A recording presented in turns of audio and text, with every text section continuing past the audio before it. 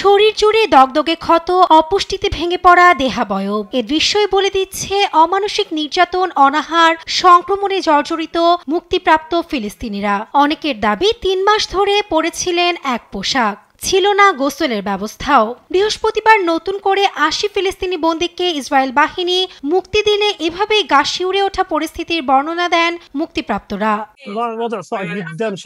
পরিস্থিতি খুবই কঠিন। আমাদের যেসব ভাইয়েরা আলোচনা করছেন তাদের কাছে অনুরোধ করছি তারা যেন কারাগারে থাকা মানুষদের মুক্তির ব্যবস্থা করেন। তাদের পরিস্থিতি খুবই করুণ। এসবের মধ্যে আমরা যে ভয়াবহ যন্ত্রণা সহ্য করে বেঁচে ফিরতে পেরেছি তার জন্য সৃষ্টিকর্তাকে অসংখ্য ধন্যবাদ।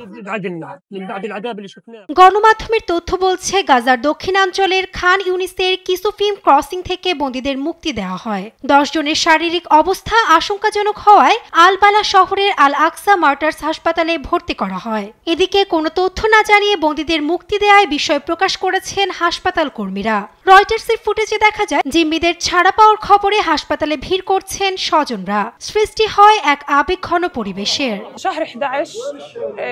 যুদ্ধের আগে থেকে আমি আমার বাবাকে দেখিনি। 2023 সালের নভেম্বরে আমার বাবা অন্য ব্যক্তিদের মতোই চেক পয়েন্ট পার হচ্ছিলেন। সে সময় ইসরায়েলি বাহিনী তাকে ধরে নিয়ে যায়। আজ যখন আমার বাবাকে মুক্তি দেওয়া হয় তখন তাকে দেখে চেনার উপায় নেই। তবে সৃষ্টিকর্তাকে ধন্যবাদ, তিনি মুক্তি পেয়েছেন।